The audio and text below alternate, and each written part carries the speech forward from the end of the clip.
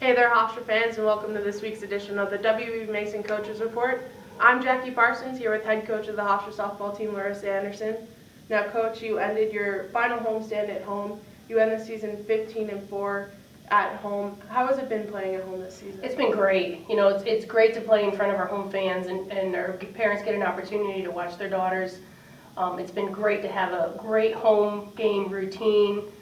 With obviously them going to class, being able to get ready in their locker room, our training room, and being able to walk out, playing with our home game music. It's been outstanding. And with the final homestand comes senior day as well. How was it honoring your seniors in the final game at home? It's tremendous. It really is. It's an emotional day for all of us.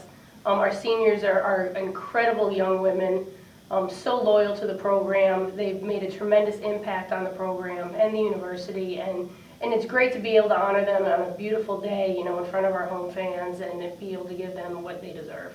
In the final series, you go up against the University of Delaware. You sweep them. You had 3 shutouts this weekend. What were you seeing from your senior pitchers, Morgan Lashley and Taylor Perone? It was great. On Sunday, they really rise to the occasion. And it's tough. Senior day is always tough because there's so many emotions that are going into play.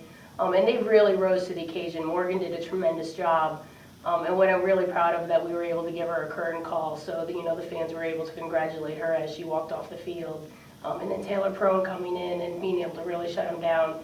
And I was just very impressed in their pitch selection, that they were able to control that strike zone. Not a lot of balls were hit off of them, and then obviously the great defense behind them, being able to shut out Delaware 3 times.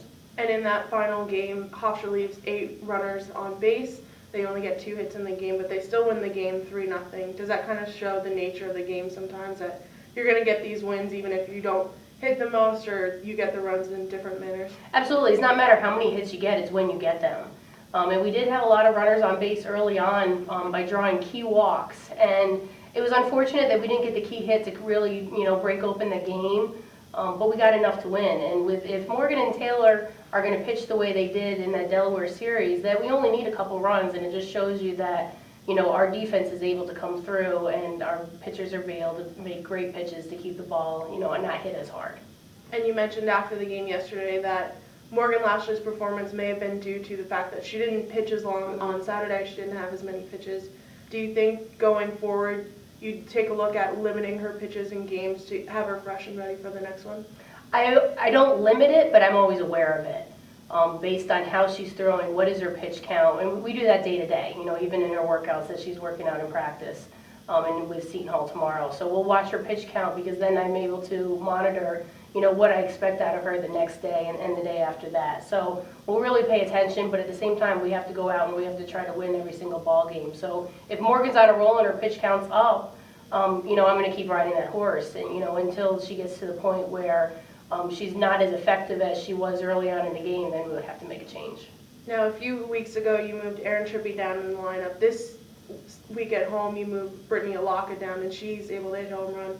Do you think you're going to look at that, even though the season's ending, maybe if a player needs a little bit more help in the lineup, moving them down in the lineup? You know what, I've been moving Trippi around mostly to break up the 3 freshmen in a row. The 3 freshmen have never been in this situation before, and there's been a couple times in the games with 3 freshmen in a row, it's like they're feeding off one another, and if one struggles, then the next one struggles, and then the next one. So I'm kind of getting, the experience with Trippi to break them up, split them up a little bit, and, we'll see how tomorrow goes. Alaka had much better at-bats down at the bottom of the lineup, a little less pressure on her.